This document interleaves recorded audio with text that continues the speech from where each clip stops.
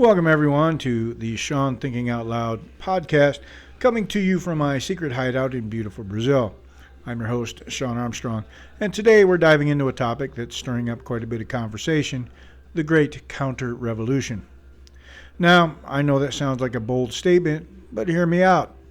We're witnessing what some are calling the greatest counter-revolution in almost 90 years, a shift that mirrors the seismic changes brought about by FDR during the New Deal. And yes, I'm talking about the political landscape shaped by none other than Donald Trump. So, what exactly do I mean when I say counter-revolution? In essence, it's a radical shift in how politics and governance operate in America today. Trump has been at the forefront of this change, taking bold steps that many didn't think were possible. He's closed the border. Yes, actually closed it. Over 100,000 criminal illegal aliens have been deported and another million have voluntarily left the country. This was once thought to be a political fantasy, but here we are and it's working. And it doesn't stop there. Trump has declared war on diversity, equity, and inclusion, DEI, initiatives. And he successfully barred biological males from competing in women's sports. This isn't just talk, this is public policy with widespread support. Universities are scrambling to align with his vision. No more gouging the federal government with inflated charges. Now, let's unpack why people are angry about this counter-revolution. It boils down to two main reasons. First, because it's succeeding beyond anyone's wildest expectations, and second, because it's reshaping the political landscape in a way that many never anticipated. We've heard the naysayers, those voices telling us that tariffs would lead to trade wars and economic collapse. Instead, we've seen $15 trillion in foreign investments promised and $300 billion in tariff revenue anticipated. Talk about flipping the script. And yet, there's a sense of urgency among those on the left. They're gearing up for a fierce resistance to this counter-revolution. We're likely to witness an almost frantic reaction over the next year as they scramble to reclaim power.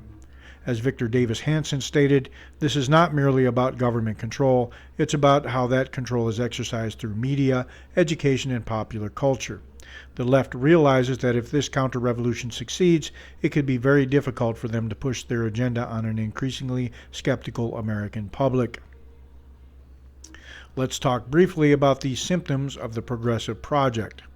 It's not just about holding office, it's about how power is exercised through institutions like PBS, NPR, and our universities.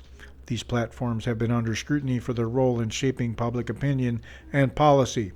And consider this, Trump is challenging what is meant to be a citizen.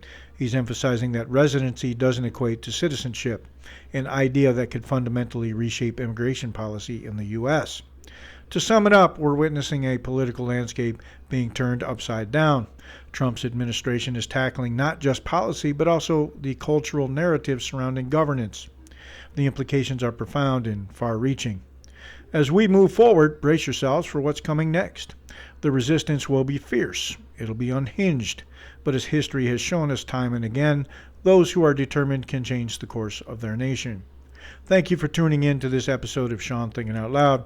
If you found this discussion enlightening or even just thought-provoking, please like, share, and subscribe. Let's keep this conversation going. And don't forget to check out my website for exclusive features and more content. Until next time, stay informed and engaged.